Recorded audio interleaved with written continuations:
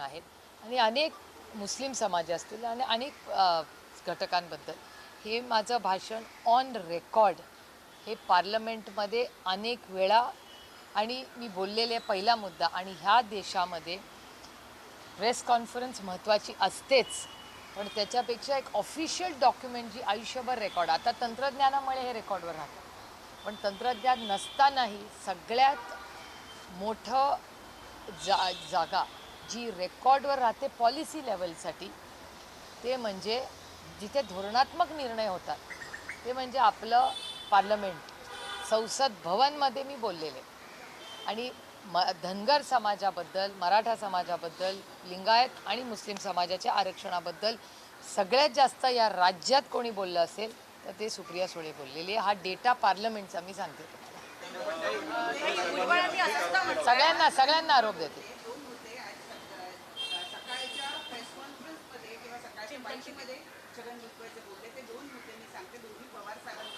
जरूर एक त्यांनी मुद्दा हा सांगितला की पवार साहेब ज्यावेळेला महाविकास आघाडी सरकार होते त्यावेळेला मराठा उपसमितीमध्ये सगळे मराठीच होते त्यावेळेला पवार साहेब काही बोलले नाही.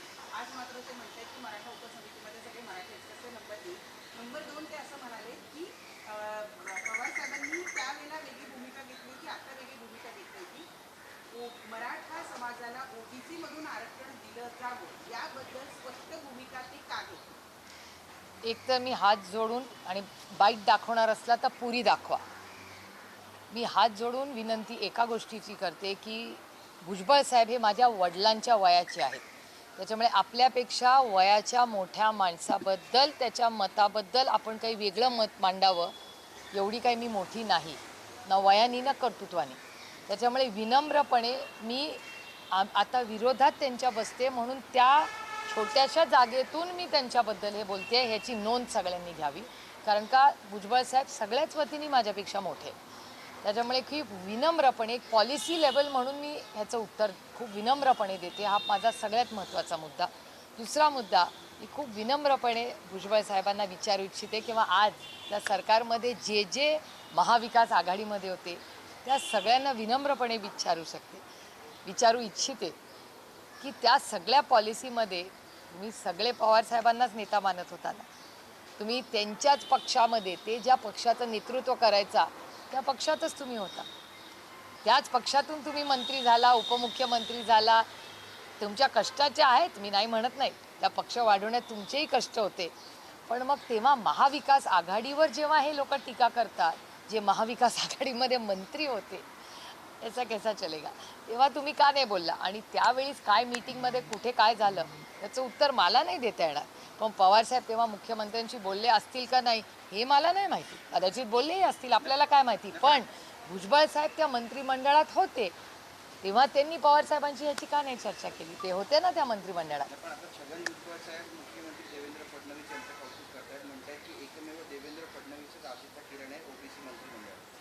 ठीक है ना समय समय में बहुत बड़ी बात होती है हर नई सुबह होती है.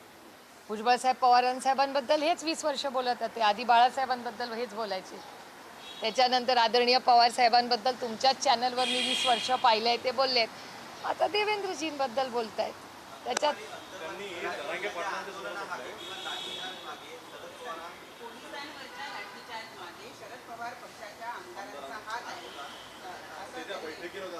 हां माझी मी खूप विनम्रपणे आदरणीय माननीय भुजबळ साहेबांना विनंती करते की तुम्ही एक खूप मोठा आरोप हा आदरणीय पवार साहेबांच्या पक्षात जिथे मी काम करते त्याच्यावर केलेला आहे.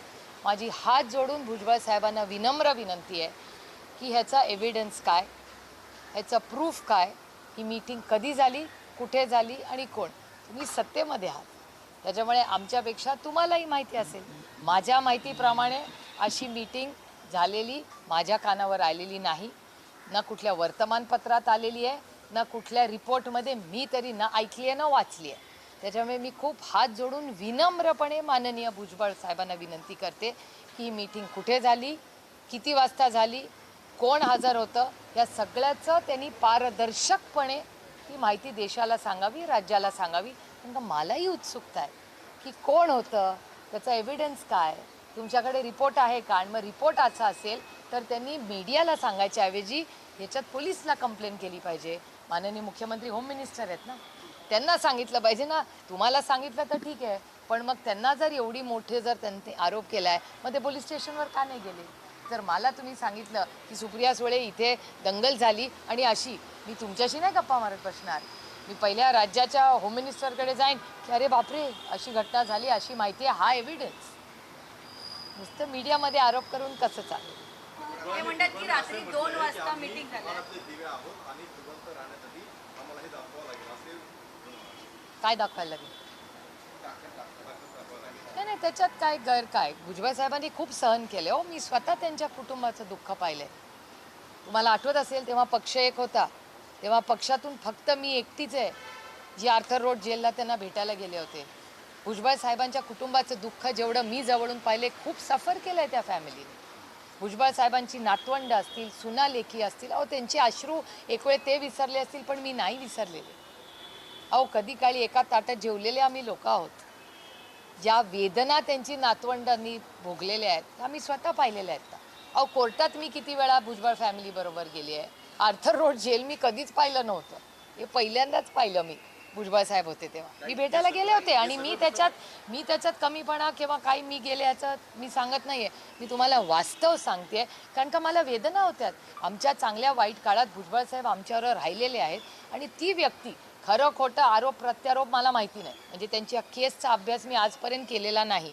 आणि तेव्हाही मला वाटत होतं की कदाचित भुजबळ साहेबांनी काय आरोप प्रत्यारोपचा अभ्यास मी केला नाही, ते माझं पिंड नाही, ती माझी कॉर्स्ट्रेन नाही.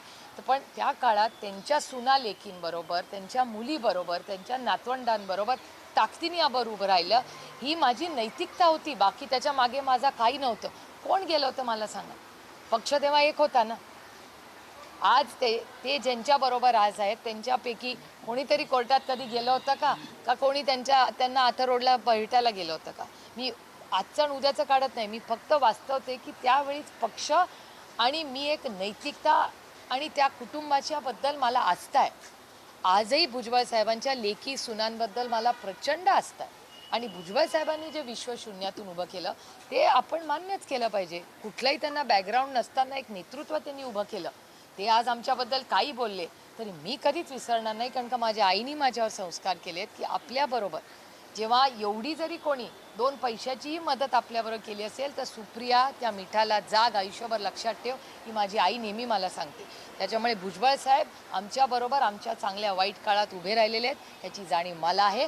आणि त्यांनी आमच्यावर कितीही टीका केली तरी मी त्याला कधीच उत्तर देणार नाही, कारण का मी तो काळ विसरलेला आहे. पण दोन्ही नेते एकमेकांवरती आता टीका करतायत. जरांगेंचं समर्थन करतील, त्यांना निवडणुकीत धडा शिकवणारा म्हणतायत, तर मराठ्यांच्या विरोधात जाणाऱ्या ओबीसी नेत्यांना पाडा, असं मनोज जरांगे.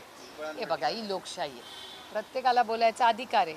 त्याच्यामुळे त्या दोघांनाही जे वाटतं ते एका लोकशाही पद्धतीने ते मांडत राहतात, त्याच्यात गैर काय नाही. ह्याच्यासाठीच तर आदरणीय पवारसाहेबांचं स्टेटमेंट तुम्ही गेले 4-5 दिवस ऐकलं असेल तर सातत्याने आदरणीय पवारसाहेब काय सांगतायत की समंजसपणाने आपण सगळ्यांनी एकत्र बसून आपण सगळ्यांनी ही सगळ्यांबद्दल प्रेम कसं वाढेल आणि कटुता कशी कमी होईल ह्याच्यासाठी आपण प्रयत्न केले पाहिजे.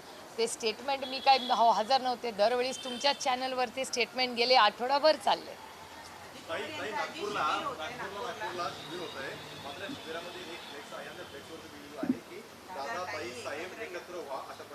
अजित पवार यांच्या पक्षाच्या पदाधिकाऱ्यांनी ते काल रात्रीपासून तिथे लावलेलं आहे.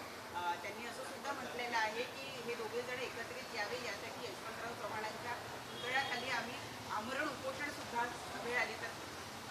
हा कार्यकर्त्यांच्या मनाचा मोठेपणा आहे आणि हे त्यांचं प्रेम आहे. मी कोणी हे केलं आहे त्याला आज नक्कीच फोन करीन, कारण का हे कार्यकर्त्यांचं प्रेम आहे. आमचं भाग्य की आमच्यावर प्रेम करणारे एवढे, मी नुसते कार्यकर्ते म्हणणार नाही, मी माझे सहकारी म्हणीन, हे आम्हाला मिळाले आयुष्यात. माझा नेहमीच एका सशक्त लोकशाहीसाठी प्रतिसाद देण्याचा, सगळ्यांशी मी तर सगळे बोलते, आता ते बोलणार का नाही हाच प्रश्न असतो, कारण का एका सशक्त लोकशाहीमध्ये मी सगळ्यांशीच बोलते.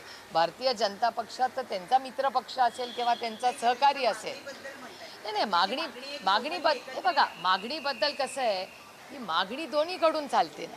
एका हाताने तर टाळी वाजवत नाही ना, टाळी वाजवायला दोन्ही हात लागतात. त्यांनी असा दावा केलेला आहे, ज्यांनी हे पोस्टर लावलं त्यांच्याशी मी बोलले, त्यांची मुलाखत घेतली, त्यांचा असा दावा आहे की दोन्ही पक्ष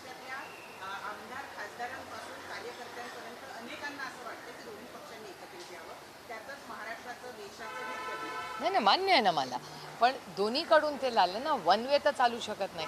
तर जर त्या कार्यकर्त्याला एवढ्या पोटतिडकीने वाटत असेल तर त्याच्या भावनांचा सन्मान हा आपण सगळ्यांनी, मी तर करणारच आहे. पण जर एखादं नातं जोडायचं असेल, कुठलंही नातं असू दे, तर ते दोन्ही टाळी दोन्ही हाताने वाजवल्या पाहिजे ना, एका हाताने वाजून कशी चालेल. जसे ठाकरे बंधू एकत्र येत आहेत शकतात तर मग दोन भाऊ बहीण एकत्रित काय येऊ शकतात? मी पुन्हा पुन्हा तेच सांगते की टाळी एका हाताने वाजत नाही. मी जर तुम्हाला फोन केला तर तो फोन तुम्ही उचलायला रिसीव्ह तर केला पाहिजे. टाळी एका हाताने कशी वाजेल? मी तुम्हाला फोन केला, तुम्ही उचलल्याशिवाय मी कशी बोलणार तुमच्याशी? मी सगळ्यांशीच बोलते, मी सगळ्यांशीच बोलते. मी मध्ये तर माननीय मोदी साहेबांची, अमित शहाजींची, त्यांची वेळ घेते.